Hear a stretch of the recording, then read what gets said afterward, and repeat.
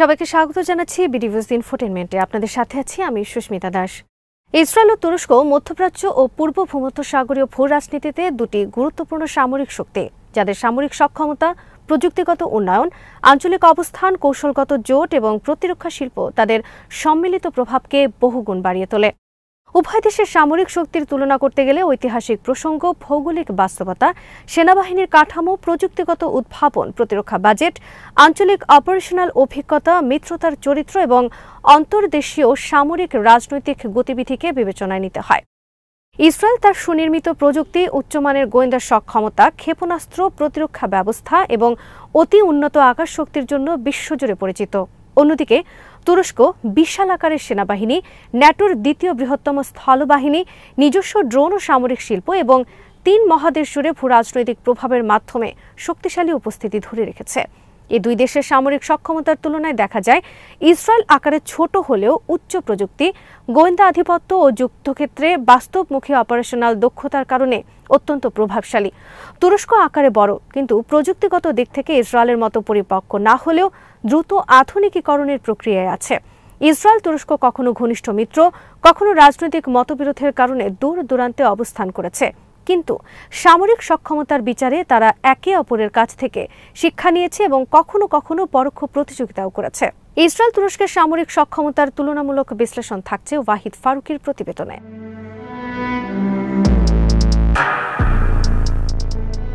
Israel রাষ্ট্র প্রতিষ্ঠার পর থেকেই বেঁচে থাকা লড়াইকে কেন্দ্র করে সামরিক নীতি গড়ে তোলে। চারিদিকে শত্রুপ্রবণ পরিবেশ, সীমিত ভৌগোলিক গভীরতা, জনসংখ্যা স্বল্পতা, এই চ্যালেঞ্জগুলো ইসরায়েলকে এমন এক সামরিক কৌশল তৈরি করতে বাধ্য করেছে যেখানে দ্রুত সিদ্ধান্ত, প্রযুক্তিগত শ্রেষ্ঠত্ব ও গোয়েন্দা নির্ভর অপারেশন হল মুখ্য। অন্যদিকে তুরস্ক রাষ্ট্রের সামরিক ঐতিহ্য অটোম্যান আমল থেকে চলে আসা এবং আধুনিক যুগে এসে ন্যাটোর সদস্য হওয়ায় দেশটি দীর্ঘমেয়াদে পশ্চিমা সামরিক মানদণ্ডের সঙ্গে সামঞ্জস্য রেখে সেনাবাহিনী সাজিয়েছে। তুরস্কের ভূগোল বহুমাত্রিক, ইউরোপ, এশিয়া এবং মধ্যপ্রাচ্যকে সংযুক্ত করে, ফলে এর সামরিক কৌশলও বহুবিধ। কেউ কেউ একে আঞ্চলিক শক্তির চেয়েও ওভার রিজিওনাল শক্তি হিসেবে বিবেচনা করে। এই বাস্তবতা দুই দেশের সামরিক শক্তির ব্যবহারিক পার্থক্যকে পরিষ্কারভাবে তুলে ধরে।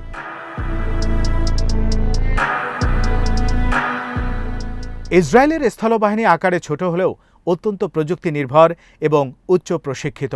বাধ্যতামূলক সামরিক সেবার কারণে অধিকাংশ প্রাপ্তবয়স্ক নাগরিক যুদ্ধপ্রস্তুত থাকে, যা ইসরায়েলের র্যাপিড মোবিলাইজেশন ক্ষমতাকে বিশেষ শক্তিশালী করেছে। অভিজ্ঞতা নির্ভর যুদ্ধনীতি ইসরায়েলের স্থলবাহিনীকে বিশেষভাবে দক্ষ করেছে শহর যুদ্ধ, গোয়েন্দা সমর্থিত অভিযান এবং কমান্ডো অপারেশনে।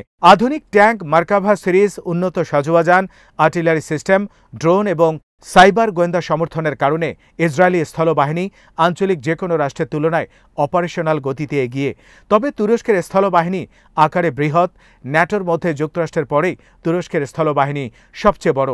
তাদের সৈন্য সংখ্যা, সাজোয়াজান, ট্যাঙ্ক, মেকানাইজ ইনফ্যান্ট্রি ইউনিট এবং দীর্ঘমেয়াদী অপারেশন পরিচালনার অভিজ্ঞতা বিশেষভাবে লক্ষ্যযোগ্য। তুর্কি সেনাবাহিনী দীর্ঘদিন ধরে সন্ত্রাসবাদ দমন, কুর্দি বিদ্রোহ মোকাবেলা, সিরিয়ার ভেতরে ক্রস বর্ডার অভিযান, লিবিয়া, আজারবাইজান ও সোমালিয়ায় সামরিক সহায়তা বা সরাসরি সম্পৃক্ততার মাধ্যমে যুদ্ধক্ষেত্রের ব্যাপক অভিজ্ঞতা অর্জন করেছে।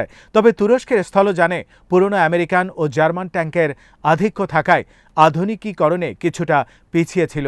যদিও সাম্প্রতিক বছরগুলোতে তুরস্কের নিজস্ব আলতাই ট্যাঙ্ক প্রকল্প তাদের ভবিষ্যৎ সক্ষমতার নতুন দিগন্ত উন্মোচন করেছে।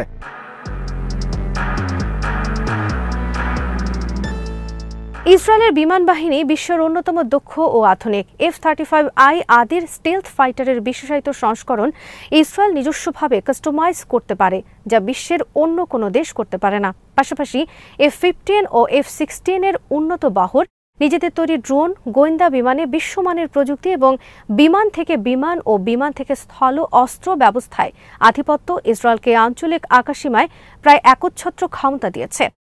ইসরায়েলের পাইলটদের প্রশিক্ষণ, বাস্তব যুদ্ধের অভিজ্ঞতা, দ্রুত লক্ষ্যবস্তু ধ্বংসের সক্ষমতা এবং জটিল অঞ্চলে সফল অভিযানের রেকর্ড তাদের বিমান বাহিনীকে বিশেষভাবে শক্তিশালী করেছে।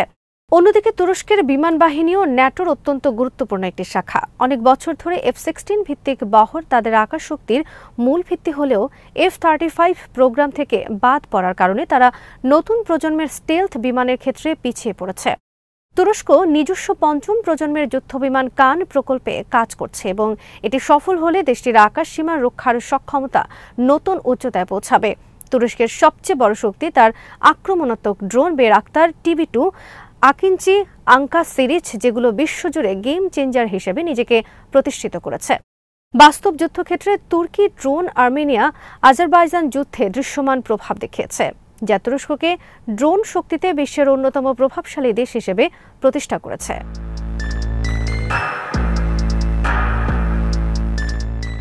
ইসরায়েলের নৌবাহিনীর অন্যতম শক্তি তাদের জার্মানিতে নির্মিত ডলফিন ক্লাস সাবমেরিন, যেগুলো পারমাণবিক অস্ত্র বহনের সক্ষমতা রাখে বলে ধারণা করা হয়।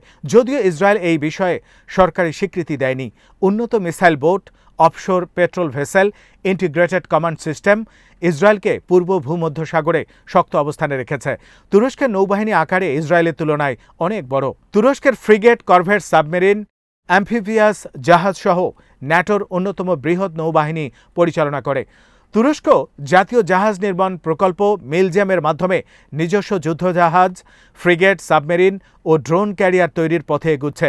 তুরস্কের নতুন TCG আনাদোলু নৌজাহাজ, ড্রোন ও হেলিকপ্টার ক্যারিয়ার হিসাবে কাজ করতে পারবে, যা ভূমধ্যসাগরীয় অঞ্চলে তুরস্কের উপস্থিতিকে আরও ব্যাপক করেছে।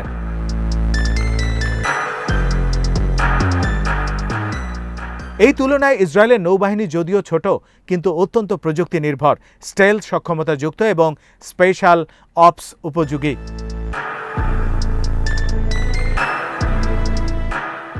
ইসরায়েলের অন্যতম শক্তি তার ক্ষেপণাস্ত্র প্রতিরক্ষা ব্যবস্থা। আয়রন ডোম, ডেভিস স্লিং, অ্যারো 2 এবং অ্যারো 3 এই 4 স্তরের প্রতিরক্ষা ব্যবস্থা ইসরায়েলকে বিশ্বের সর্বোচ্চ কার্যকর ক্ষেপণাস্ত্র প্রতিরক্ষা সক্ষম দেশগুলোর মধ্যে পরিণত করেছে। আকাশ থেকে ছোড়া রকেট, ব্যালিস্টিক মিসাইল, যে কোনো গতিয়মান লক্ষ্যকে ধ্বংস করার ব্যতিক্রমী ক্ষমতা ইসরায়েলের জাতীয় নিরাপত্তার মেরুদণ্ড। তুরস্ক তুলনামূলকভাবে এগুলোতে পিছিয়ে, যদিও তারা S-400 সিস্টেম রাশিয়া থেকে কিনেছে, যা ন্যাটোর সঙ্গে রাজনৈতিক টানাপোড়েন বাড়িয়েছে। তুরস্ক নিজস্ব ক্ষেপণাস্ত্র প্রতিরক্ষা ব্যবস্থা তৈরি করার চেষ্টা করছে, কিন্তু প্রযুক্তিগতভাবে এখনও ইসরায়েলের তুলনায় অনেক পিছিয়ে। ইসরায়েলের সাইবার সক্ষমতা ও গোয়েন্দা নেটওয়ার্ক বিশ্বের শীর্ষস্থানীয়। মোসাদ, শিনবেত, আমান এই 3টি গোয়েন্দা সংস্থা ও আঞ্চলিক আন্তর্জাতিক পর্যায়ে অত্যন্ত সক্রিয়। সাইবার যুদ্ধেও ইসরায়েলের আধিপত্য স্পষ্ট। তুরস্ক শক্তিশালী গোয়েন্দা সংস্থা MITর মাধ্যমে আঞ্চলিক ও বৈশ্বিক পর্যায়ে কার্যকর সাইবার ও মানব গোয়েন্দা অপারেশন পরিচালনা করে, তবে প্রযুক্তিগত দিক থেকে ইসরায়েলের সমকক্ষ নয়।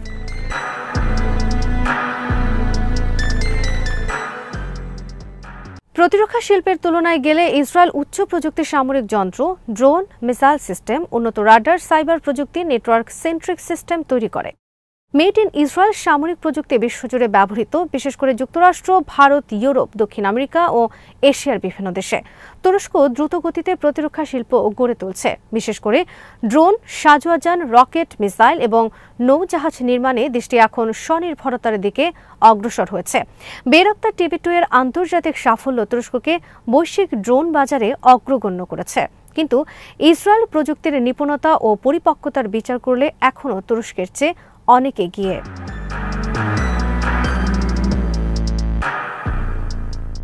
ইসরায়েল সামরিকভাবে যুক্তরাষ্ট্রের সবচেয়ে গুরুত্বপূর্ণ মিত্রদের একজন। যুক্তরাষ্ট্র ইসরায়েলকে উন্নত প্রযুক্তি, গোয়েন্দা সহায়তা, সামরিক অর্থায়ন এবং কৌশলগত সুরক্ষা ছায়া প্রদান করে, যা ইসরায়েলের সামরিক শক্তিকে অভূতপূর্ব উচ্চতায় নিয়ে গেছে। তুরস্ক ন্যাটোর সদস্য হিসাবে পশ্চিমা জোটের মূল অংশ, কিন্তু সাম্প্রতিক বছরগুলোতে আঞ্চলিক রাজনীতিতে স্বতন্ত্র অবস্থান নেয়া, রাশিয়ার সঙ্গে সহযোগিতা এবং যুক্তরাষ্ট্রের সঙ্গে নানা ইস্যুতে মতবিরোধের কারণে তাদের সম্পর্ক কিছুটা জটিল হয়েছে। ন্যাটো কাঠামোর কারণে তুরস্কের সামরিক মানদণ্ড উচ্চ হলেও রাজনৈতিক টানাপোড়েন সামরিক আপগ্রেডে কিছু বাধা তৈরি করেছে। উভয় দেশের সামরিক বাজেটের তুলনা করলে দেখা যায় ইসরায়েল তার জিডিপির উল্লেখযোগ্য অংশ প্রতিরক্ষায় ব্যয় করে, যা দেশটির কৌশলগত অবস্থানের কারণে প্রয়োজনীয়।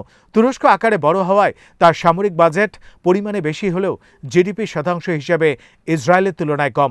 ইসরায়েলি সামরিক বিনিয়োগ উচ্চ প্রযুক্তিতে, যেখানে তুরস্কের বিনিয়োগ তুলনামূলকভাবে ব্যাপক মাত্রায় কনভেনশনাল ও আধুনিকীকরণ খাতে।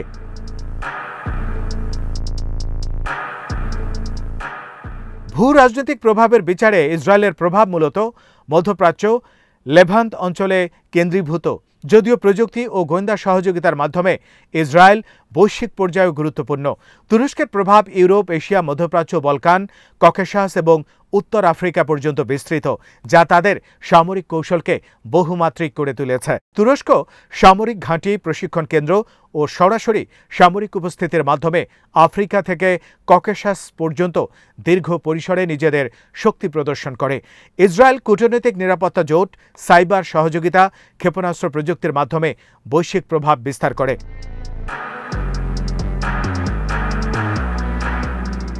সব মিলিয়ে বলা যায়, ইসরায়েল প্রযুক্তি, গোয়েন্দা, বিমান শক্তি, ক্ষেপণাস্ত্র প্রতিরক্ষা এবং উচ্চমানের অপারেশনাল দক্ষতায় এগিয়ে রয়েছে। তুরস্ক আকার, জনবল, ন্যাটো কাঠামো, আঞ্চলিক প্রভাব এবং ড্রোন যুদ্ধের অভিজ্ঞতায় এগিয়ে। দুই দেশের সামরিক শক্তি ভিন্ন দর্শনের উপর দাঁড়িয়ে। ইসরায়েল কম জনবল কিন্তু অধিক প্রযুক্তি, আর তুরস্ক বেশি জনবল ও বহুমাত্রিক বিস্তৃতি নিয়ে সাজানো। আধুনিক যুদ্ধক্ষেত্রে ইসরায়েল সম্ভবত প্রযুক্তি কেন্দ্রিক সংঘর্ষে অত্যন্ত শক্তিশালী। অন্যদিকে তুরস্ক কনভেনশনাল ও হাইব্রিড যুদ্ধে বহুবিধ সক্ষমতা দেখাতে পারে।